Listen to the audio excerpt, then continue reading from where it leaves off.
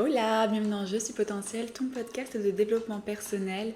Aujourd'hui, on se retrouve pour parler réseaux sociaux.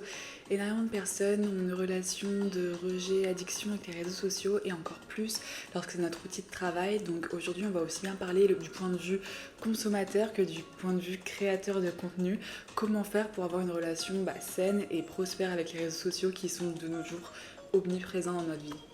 Donc si tu ressens une fatigue mentale, émotionnelle liée aux réseaux sociaux, si tu es créateur de contenu, entrepreneur et que tu es constamment face aux réseaux sociaux pour pouvoir développer ton travail, ou bien si tu es quelqu'un qui passe juste énormément de temps sur les réseaux sociaux, ou encore quelqu'un qui a pour projet de développer des réseaux sociaux dans le but de croître professionnellement et pourquoi pas t'en servir comme levier pour atteindre la vie dont tu rêves, tu es au bon endroit.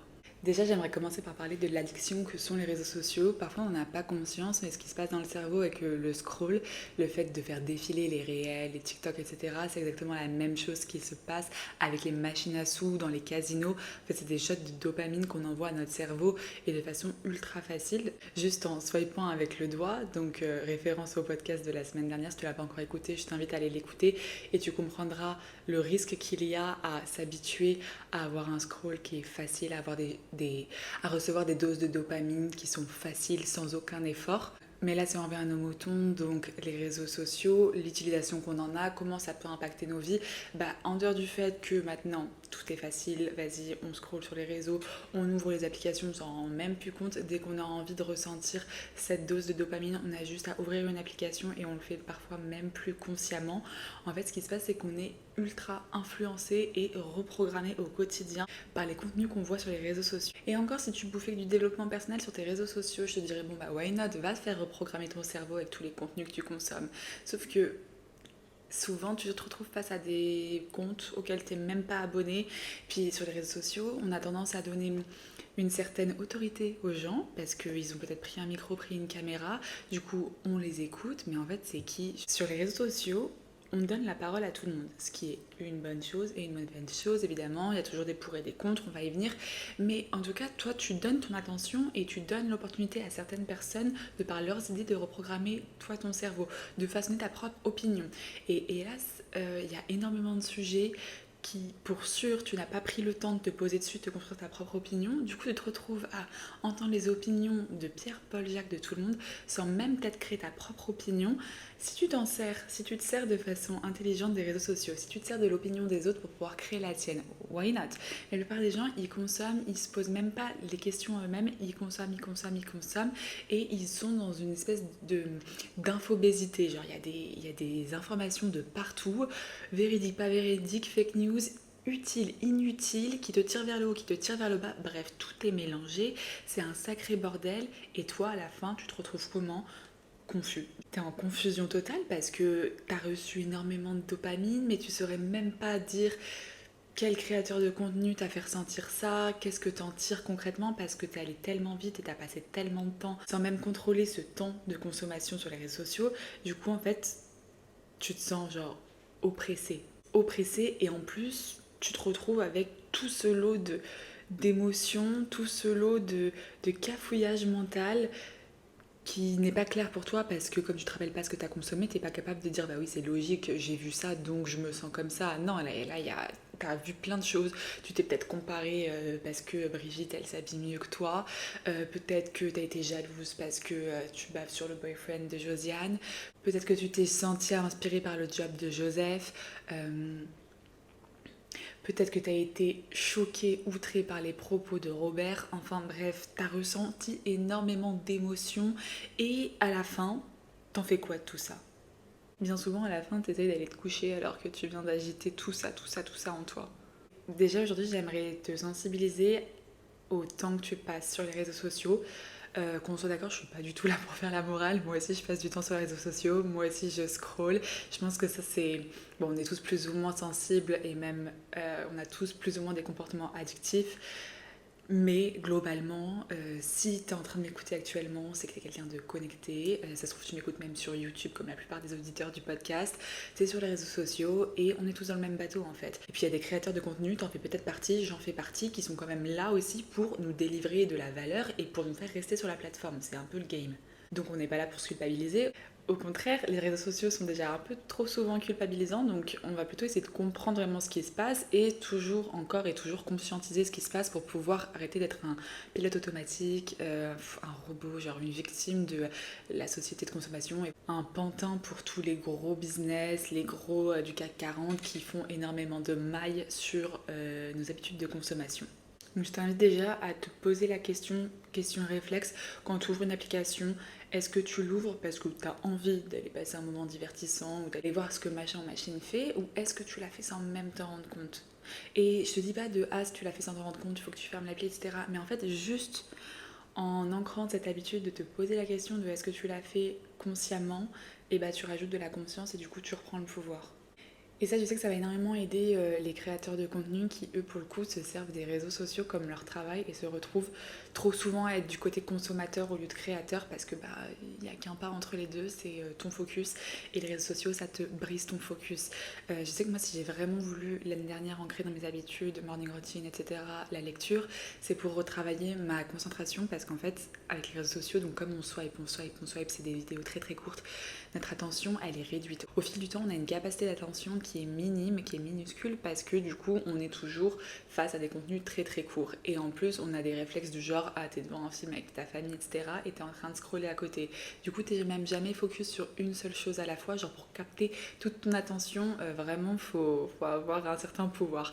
Donc la lecture, c'est ce qui contrebalance ça, parce que tu te focuses et tu lis doucement, à la vitesse de tes yeux à laquelle ils se posent sur les mots, etc. Donc ça c'est génial, c'est des problèmes de concentration parce que c'est sûrement grandement lié aux réseaux sociaux.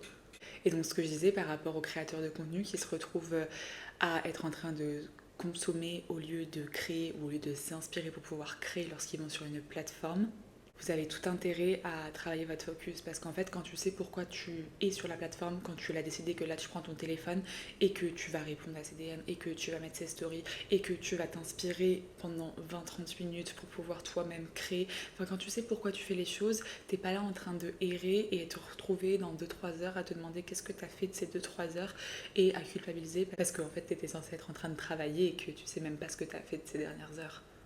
Je sais qu'avec une de mes coachings, on avait mis en place un minuteur dès qu'elle prenait l'application Insta, TikTok ou quoi, elle se mettait un minuteur. Il y a des applications comme ça qui te permettent de réguler ton temps d'écran et qui te permettent de te rendre compte parce que franchement, 30 minutes sur un réseau social, ça passe très très très vite. Ce que je fais en général, c'est que moi, dès que je vais sur un réseau social, je vois l'heure qu'il est et je sais que, je sais pas, dans 20 minutes, donc à telle heure, j'aimerais avoir arrêté, j'aimerais avoir fini de faire ce que j'ai à faire.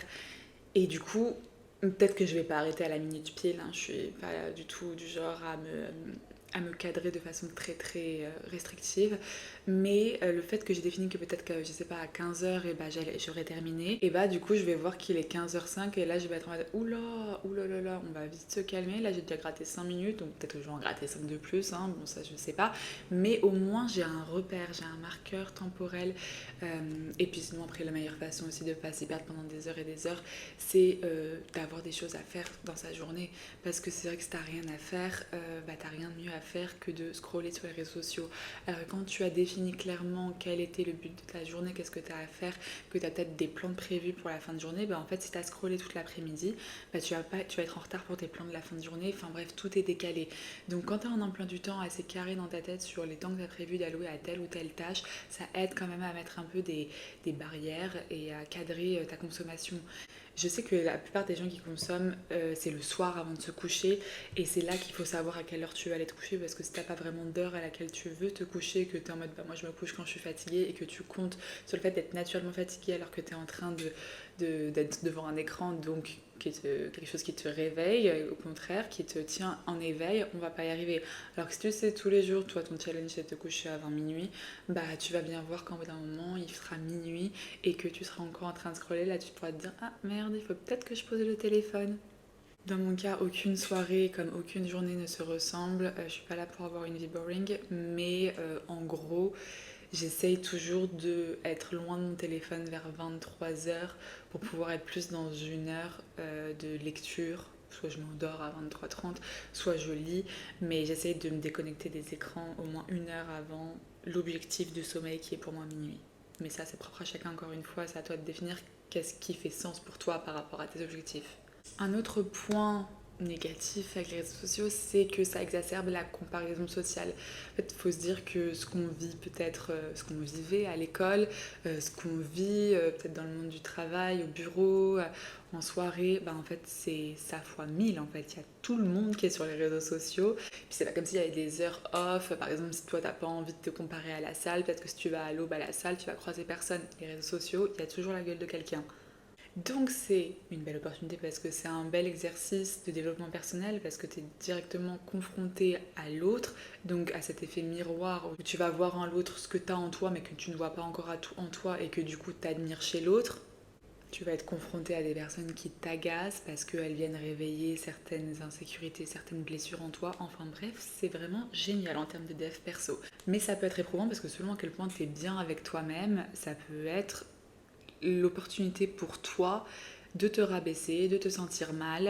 De toute façon, en général, les personnes qui font des détox digitales, les personnes qui ont... Enfin, c'est génial d'être ancré dans la réalité, qu'on s'entende. Je ne critique pas les détox digitales, mais je pense que quand on ressent vraiment le besoin, alors c'est soit qu'on est allé beaucoup trop loin dans la consommation, soit que on a certaines choses à régler avec soi-même qu'on n'a pas réglées. Et du coup, les réseaux sociaux viennent mettre en lumière des insécurités. Il y a quand même l'université de Pennsylvanie qui a prouvé que de réduire juste de 30 minutes sa consommation d'Instagram par jour faisait réduire significativement les symptômes d'anxiété et de dépression. Donc il y a quand même un très très grand lien entre le fait que notre génération très connectée n'a jamais été aussi dépressive et anxieuse que les générations passées. C'est qu'on est tout le temps dans ce stress de la comparaison de « Ah regarde, machin il a fait ci, machin il a fait ça et moi j'en suis où dans ma vie ?» en sachant qu'on compare du coup à ce moment-là nos vies avec des highlights de la vie des gens. Genre, tu vois, là, tu prends ma vie, highlight, tu dis, ah, vas-y, le jardin, il est sympa, on va mettre en photo le jardin. Sauf que là, je te tourne la caméra, tu vois l'état de la chambre. Là, il n'y a pas de quoi se comparer, il n'y a pas de quoi se dire, waouh, là là, la trop de chance, dream life, blablabla. Ça dépend toujours de qu'est-ce que tu montres. Et puis, en dehors même de ce que tu montres, parce que déjà, les gens montrent le beau en général. Il y a toi aussi, qu'est-ce que tu regardes et qu'est-ce que tu perçois. Ça, c'est ultra subjectif. Mais de toute façon, si tu as décidé que tu allais te la ramener sur la plateforme pour te comparer et confirmer le fait que tu n'es pas assez, que tu ne bosses pas assez, que si que ça, tu trouveras toujours une façon de faire ça. C'est ce qu'on appelle le biais de confirmation en fait. C'est genre ton cerveau, il veut avoir raison, donc il trouvera une raison de valider un sentiment qu'il a déjà en lui. Donc ceci est un rappel pour juste unfollow les personnes qui te font pas du bien, les personnes où tu te rends compte que après avoir vu leur contenu, t'es pas dans un bon mood. En fait, t'as pas besoin de ça, pourquoi tu t'infliges ça? Je sais qu'il y en a qui se soucient de si la personne va voir que elle a été unfollow. Tu peux mute, tu peux faire en sorte de plus voir les stories ou les contenus, comme ça tu préserves tes yeux de la tronche de machin qui te fait pas du bien. Et après, je t'invite à avoir une approche un peu plus positive de l'autre, c'est-à-dire que si quelqu'un fait ci ou ça, ça veut dire que toi aussi tu peux le faire. En fait, c'est juste quelqu'un qui te montre que c'est possible, donc sois grateful, sois reconnaissant que cette personne te montre la voie. Te dis pas, ah cette personne elle a ça et pas moi. Enfin, cette personne c'était toi il y a pas longtemps, elle l'a sûrement construit, enfin bref, elle le mérite. Dis-toi juste, ok, waouh, j'ai vraiment envie d'avoir la même chose, comment je pourrais faire ça à ma sauce? Inspire-toi au lieu de te comparer. Et ça, c'est possible seulement quand tu as vraiment conscience de ta valeur, de ta singularité, toutes ces choses que je bosse et rebosse en coaching. Parce que, en fait, il y a des choses qui ne fonctionneront jamais si tu n'as pas une bonne confiance en toi. Tu pourras jamais te dire ah trop bien cette personne elle m'inspire si toi tu te sens pas capable, si toi tu te dis que c'est réservé à une élite. Dans ce cas tu trouveras des excuses, tu te diras ah oui mais machin aussi ses parents ils l'ont aidé, elle a été dans cette famille, elle parlait cette langue et blablabla. Tu trouveras des excuses, des raisons qui font que cette personne a réussi, cette personne est inspirante et que toi tu ne seras jamais à ce niveau là. Dans ton discours interne, fais attention à quand tu dis mais, genre essaie de transformer tes mais en donc. C'est pas Brigitte, elle a cette dream life, mais aussi elle a grandi dans une famille riche. C'est Brigitte, elle a cette dream life, donc si moi je veux cette dream life, qu'est-ce que je peux faire? Genre, oriente-toi plutôt solution. C'est un mindset à avoir aussi, arrêter de se mettre en mode victime et se mettre dans ce passage à l'action. Mais ça, encore une fois, je te le dis et redis, Enfin, c'est des grandes clés que je te donne, mais c'est tellement plus deep que ça. C'est si t'as pas cette confiance en toi, si t'as pas cette estime de toi, si tu te sens pas capable, si toi tu vois pas de sens, si tu ne t'es pas posé sur qu'est-ce qui te fait vraiment vibrer toi, tu vas passer ton temps du coup à te comparer, à pas comprendre pourquoi toi tu passes pas à l'action, pourquoi toi tu construis pas cette dream life comme tout le monde a sur les réseaux. C'est un peu ce truc de, imagine s'il y a un lièvre et un poisson rouge qui se comparent. Le poisson rouge, sur la terre, il va vraiment se sentir comme une grosse merde. Il se dira, je suis incapable de rien, vraiment, je suis un bon à rien. Alors qu'à l'inverse, tu fous le lièvre et le poisson dans l'eau, le lièvre il va se dire, mais attends, je suis à deux doigts de crever, c'est trop dur. C'est parce qu'il y en a un qui est fait pour être sur la terre, l'autre qui est fait pour être dans l'eau, chacun son domaine. Et le problème, c'est qu'il y a tellement des domaines qui sont mis en avant et trop peu souvent les aspirations personnelles, la magie, le potentiel illimité qu'on a dans notre singularité. Du coup, on se retrouve à courir des courses qui ne sont pas les nôtres, quoi. En tant que petit poisson rouge, tu te retrouves à être à côté du lièvre. Tu m'étonnes que tu sois en dépression. Donc retourne dans ton environnement, demande-toi quel est ton environnement d'évolution optimale et là tu pourras du coup regarder quels sont les autres poissons, comment ils nagent, quelle est la méthode qu'ils ont développée pour pouvoir nager au mieux, pour pouvoir avoir de belles nageoires aérodynamiques, je sais pas du tout si c'est le terme, enfin bref t'as compris. Mets-toi déjà dans un environnement où tu as ta place, où tu as ta marge de progression. Pour les créateurs de contenu, je sais qu'il y a aussi une grosse pression sur la régularité. Et certains font par exemple des challenges où ils vont poster tous les jours et après, voilà, ils le tiennent, ils s'arrachent sur cette rythmique-là qui n'est pas un rythme naturel, c'est quelque chose qui est poussé, qui est forcé. Et voilà, une fois que le mois est fait, si le mois de challenge est terminé, hein, et encore des fois il y en a qui jettent l'éponge en cours de route, donc du coup ça fait chuter leur confiance en eux, ils se disent ok je suis pas capable de tenir un mois de challenge, je suis dans la merde pour développer un business. Enfin bref, supposons que tu termines le challenge jusqu'à la fin, après tu te dis mais là j'ai galéré de fou, j'ai mis ma vie entre parenthèses pour pouvoir tenir le challenge, tenir le rythme. Est-ce que c'est vraiment ce dont j'ai envie? Et t'es dégoûté, donc tu ressens du rejet pour les réseaux sociaux et tu ne fais plus rien. Donc du coup on part sur des rythmes yo-yo. Et ça c'est pour moi la preuve d'une relation très toxique avec les réseaux sociaux. C'est le fait de croire que c'est tout ou rien et de chercher à s'adapter à ce qu'il faut faire au lieu de ce que tu veux vraiment faire. En fait les réseaux sociaux c'est quand même un outil magique. Genre, c'est là pour nous aider à porter notre voix. C'est là pour nous aider à diffuser notre voix, nos idées. Pourquoi il y aurait un rythme spécial, des thématiques spéciales, des trends spéciales? Alors bon, on est d'accord, il y a quand même un algorithme. Le comprendre, c'est toujours mieux pour pouvoir avoir l'impact qu'on veut avoir. Mais en fait, à aucun moment, c'est stratégique de se dire je dois poster coûte que coûte, il faut que je poste tant de fois par semaine, que je parle de ce sujet, parce que machine a parlé de ce sujet ou ce sujet. En fait, qu'est-ce que tu as envie de dire toi? C'est quoi ce que tu as envie de partager? Genre, quelle est la raison pour laquelle tu es sur les réseaux sociaux en dehors de il faut être sur les réseaux sociaux? Essaye de te rendre compte que les petits followers que tu as qui ne sont pas assez pour toi, alors que chaque chiffre représente un humain, mais bon, on s'en rend même plus compte avec tous ces chiffres, tous ces likes, etc. Dis-toi qu'il y a sûrement donc un amphithéâtre devant toi avec des personnes qui te donnent un petit peu de leur attention, ce qu'ils ont de plus précieux. Et qu'est-ce que tu as envie de leur dire à ces gens-là? Qu'est-ce que la version de toi d'il y a quelques années aurait aimé entendre? Parce qu'en fait, on se rend pas compte, mais parfois, il suffit d'un post pour pouvoir faire un déclic, une story pour pouvoir faire un déclic à quelqu'un. Et on se rend pas compte parce qu'on n'a pas le feedback derrière. N'empêche que même s'il n'y a eu que 15 j'aime à ta publication, il y a peut-être 5 personnes que ça a vraiment aidé. Est-ce que c'est pas ça le but de ce que tu partages? Il y a un vrai taf à faire sur le fait de se détacher du résultat, comprendre que c'est pas ton nombre de likes, ton nombre de commentaires, ton nombre de followers qui définit la qualité de ton travail, mais que c'est toi le cœur que tu mets dedans. Genre, tu es la seule personne à pouvoir définir la qualité de ton travail. J'ai plus le chiffre en tête, mais si tu prends J.K. Rowling, donc l'auteur d'Harry Potter, qu'on connaît tous, genre le succès international, elle s'est pris un nombre de portes, mais incalculable. Les maisons d'édition ne voulaient pas éditer son livre. Est-ce que pour autant son livre c'était de la merde? Non, c'est une pépite internationale, sauf que certains l'avaient pas encore compris, c'était bien la seule à savoir, à avoir conscience de la qualité de son travail. Et c'est pour ça qu'elle a persévéré, qu'elle a réussi à porter son projet dans toutes nos bibliothèques. Mais si elle s'était dit, ah bon, si un éditeur a dit que c'est de la merde, c'est de la merde. Mais depuis quand c'est les autres qui définissent la valeur de ce que tu fais ou de ce que tu es? Poster sur les réseaux sociaux, ça devient une prison quand c'est toujours en quête de validation sociale, parce que du coup tu vas aller regarder combien tu as eu de vues, combien tu as eu de likes, et c'est même plus un plaisir, genre, c'est vraiment quelle va être la sentence du jour, à quelle sauce je vais être mangée, alors que non, t'es juste quelqu'un de sympa qui lâche une info. Vous prenez pas, c'est même pas ton problème, tu vois. Genre, toi, t'as délivré l'info, tu l'as mise sur la place publique, t'as fait en sorte qu'elle soit vue. Il y en a qui sont peut-être pas prêts à la recevoir aussi. Toi, tu fais ton job, et après, ceux qui veulent de l'info, tant mieux pour eux. Ceux qui en veulent pas, tant pis pour eux. C'est cette attitude détachée qui va te permettre de capter l'attention, d'être beaucoup plus magnétique et de sortir de cette énergie de manque de eh oh, regardez-moi, regardez-moi. C'est vraiment quand on n'a rien à foutre de l'attention qu'on va te porter que tu vas réussir à en recevoir. Donc bref, prends conscience de quel est le message que tu veux faire passer, quelle est toi ta patte, ta magie à toi, ta singularité, et communique à ta façon, c'est tes règles, c'est tes réseaux sociaux, c'est toi la boss. Je sais qu'énormément de créateurs sont également freinés par la peur du regard des autres. Ça, c'est genre the big sujet. D'ailleurs, ça a été le premier épisode de cette chaîne de podcast. Donc, je t'invite à aller voir le premier épisode de Je suis potentiel, qui est toujours d'actualité, sur comment dépasser la peur du regard des autres.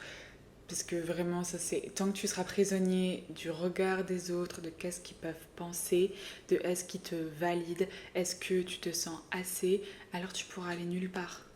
En plus, on vit dans un monde où comme les commentaires c'est facile, les faux comptes c'est facile, il y a des haters un peu partout.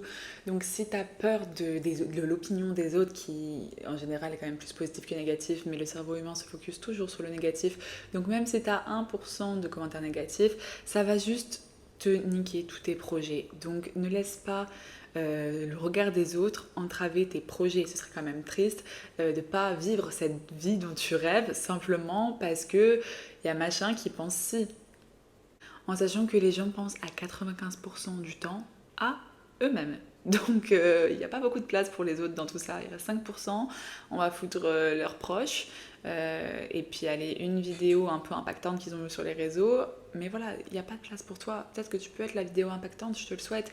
Mais tu te rends compte du nombre de contenus qu'on consomme au quotidien. Je sais plus quel est le chiffre exactement, mais j'ai vu qu'on était exposé au quotidien au même niveau, à la même dose d'informations que les personnes au XVIIIe siècle étaient exposées en un an.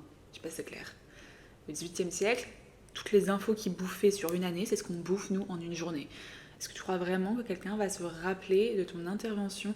En fait, genre des fois, moi je bégaye, des fois dans les sous-titres, il y a un mot qui est pas bien, qui n'a rien à faire là. Et puis peut-être que des fois, il y a des sujets que j'aborde qui sont pas fous. Enfin, peut-être que, mais en fait, moi-même, donc qui suis concernée par moi à 95%, dans le sens où 95% de mes pensées sont tournées vers moi, même moi je calcule pas. Donc même moi je calcule pas quels pourraient être les trucs pas parfaits.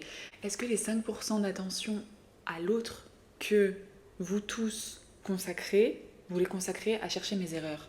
Si c'est le cas, bah, je sais pas, deviens inspecteur des travaux finis, je sais. Enfin, voilà quoi, j'ai même pas les mots pour à quel point on s'en fout des petites erreurs. Enfin, heureusement qu'il y a des erreurs, enfin, sinon on serait juste des machines. Et c'est grâce aux erreurs qu'on peut s'améliorer, qu'on peut du coup progresser au fur et à mesure. Encore heureux qu'il y a des erreurs, sinon on n'aurait pas du tout de pistes d'amélioration, tout serait directement parfait. Donc vraiment cet épisode de podcast c'est un appel pour que tu puisses recentrer ton énergie sur ce qui compte vraiment pour toi. Donc toi déjà, genre qu'est-ce que tu veux vraiment créer, qu'est-ce que tu veux consommer, quelle est la reprogrammation mentale à laquelle tu veux te frotter en fait. S'il te plaît, conscientise la différence entre la théorie et la pratique. Parce que je sais très bien qu'il y en a qui bouffent des vidéos de développement personnel à gogo. Et après ça, ils ont l'impression du coup de bosser sur leur développement personnel. Alors c'est très bien, c'est déjà un premier pas pour être un peu plus conscient. Mais si tu... Enfin, le développement personnel, c'est le développement d'un humain. L'humain, il vit, il actionne, il est dans l'action. C'est un être qui est actionné de par des mouvements, de par des décisions. Donc si ça reste à l'état de théorie de ouais, je pense ça, ouais, je devrais faire ça, ouais, ça c'est brillant. Mais en fait, concrètement, il se passe quoi? Il se passe rien du tout.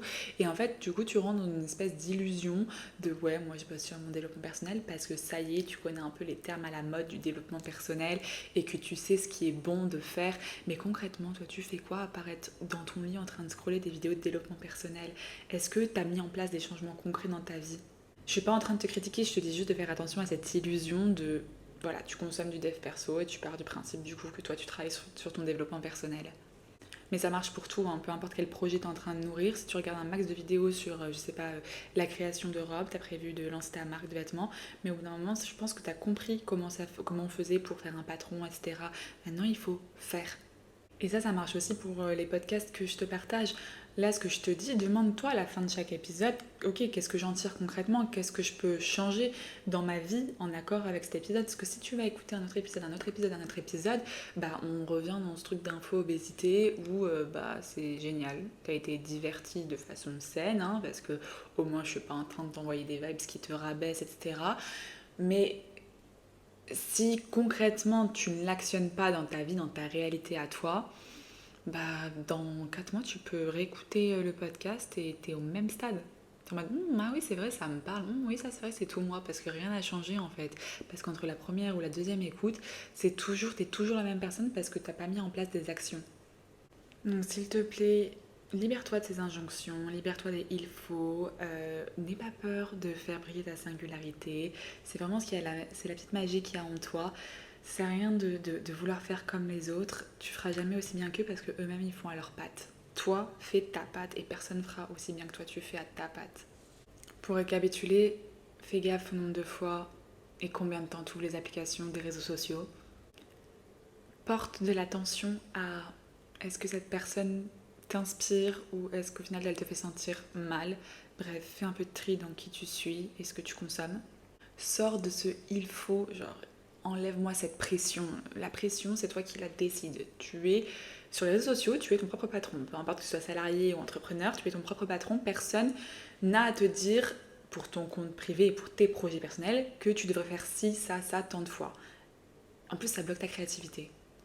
Arrête de voir les autres comme le grand juge. C'est qui les autres en fait? Genre, c'est des humains qui n'ont rien du tout de plus que toi. Et toi, tu leur donnes ce pouvoir de ah, mais qu'est-ce qu'ils vont penser? Qu'est-ce qu'ils vont en dire? Et on s'en fiche parce que c'est un humain. Un humain. Faut arrêter de surestimer les gens, c'est un humain. Et si ça n'a pas de sens pour toi, oublie. T'es pas une rubrique boring d'un magazine de divertissement. T'es là pour porter ta voix, porter tes idées, des choses qui te font vibrer, qui font sens pour toi. On arrive à la fin de cet épisode de podcast, j'espère qu'il t'aura plu, j'espère que ça t'aura inspiré, fait des déclics. N'hésite pas à me le dire en commentaire, c'est toujours un plaisir de savoir un peu ce qu'il en est de l'autre côté, après, pendant l'écoute.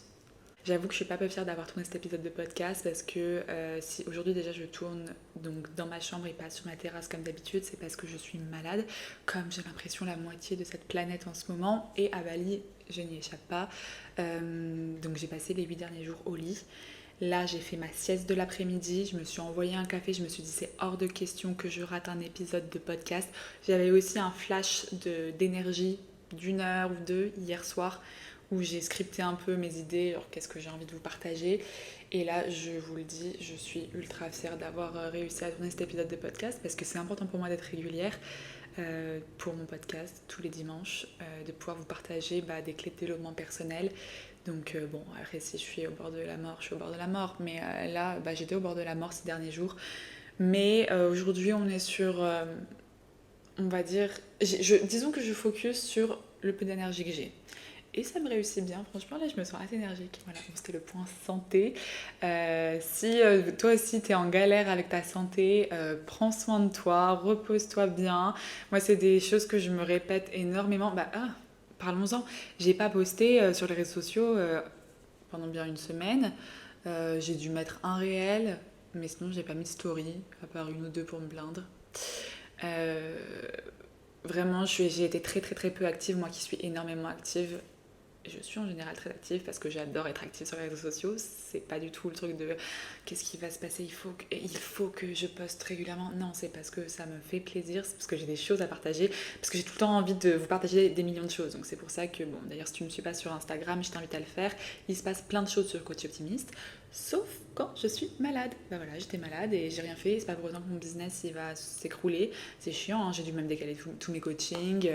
J'ai failli pas faire mon podcast de la semaine. Mais bon, faut pas oublier que notre santé c'est ce qui supporte nos projets, ce qui supporte notre réussite. Donc ça ne sert à rien de vouloir se mettre de côté soi au profit de ces projets parce que tes projets et toi c'est la même chose. C'est une seule et même pièce, il y a deux facettes, ok, mais n'empêche qu'on est sur la même personne qui supporte ta réussite. Donc prends soin de toi, repose-toi bien et reviens en force avec un max de créativité à nous partager sur les réseaux sociaux. Voilà, je te fais des gros bisous et je te dis à la semaine prochaine pour un nouvel épisode.